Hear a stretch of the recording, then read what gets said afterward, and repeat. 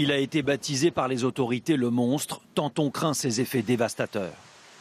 L'ouragan Harvey a commencé à frapper les côtes du Texas, avec des rafales allant jusqu'à 200 km/h. Il balaye progressivement et non sans risque la côte. Il laisse derrière lui des paysages de désolation. Les villes de Corpus Christi et Rockport ont été les premières touchées.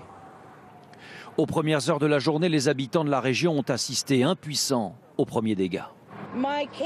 Mon camping-car s'est complètement couché et là je suis maintenant sans abri. Hier soir, lorsque l'ouragan a commencé à survoler les terres, il était de catégorie 4 sur une échelle de 5. À ce moment-là, les vents étaient de 250 km/h. C'est le plus puissant qu'aient connu les États-Unis depuis 2005. Rapidement, on a pu constater les dégâts des maisons éventrées, un balcon effondré. Plusieurs bâtiments ont pris feu en raison des courts-circuits. Voici l'œil du cyclone vu de la terre. La côte du Texas est délimitée en blanc. La particularité d'Harvey est qu'il n'avance que très lentement. C'est ce qui le rend dangereux. Il a été rétrogradé catégorie 1, mais pourrait reprendre de la vigueur à tout moment, tant qu'il n'a pas regagné la mer. Ceux qui en ont été victimes ne sont pas près d'oublier. Ça faisait peur, vraiment peur. Le premier étage tremblait, les fenêtres aussi. J'étais sûr qu'on allait avoir beaucoup de dégâts. C'est l'expérience la plus angoissante de ma vie. Près de 300 000 personnes sont privées d'électricité et certaines zones sont isolées.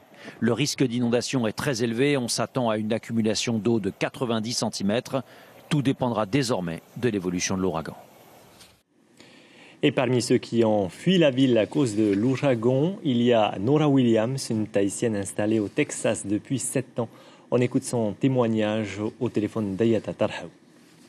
Jeudi matin, déjà, il y avait la radio, à la télé. Il fallait déjà que j'aille au magasin, à la pharmacie, acheter tout ce qu'on a besoin, comme de l'eau, mettre de l'essence dans la voiture. J'ai 2 voitures, mais j'ai dû laisser ma BM à la maison et prendre la grande voiture. J'ai dû prendre mes chiens avec moi. J'ai acheté beaucoup de nourriture pour moi et aussi pour mes animaux. J'ai dû mettre dans la voiture et après ramasser tout ce qui est important, les papiers. Et là, on est venu sur Missouri City. Aux alentours de 17h, il y avait une tornade qui est passée. Merci Seigneur, j'étais pas là-bas. Mais là, par contre, l'ouragan se rapproche.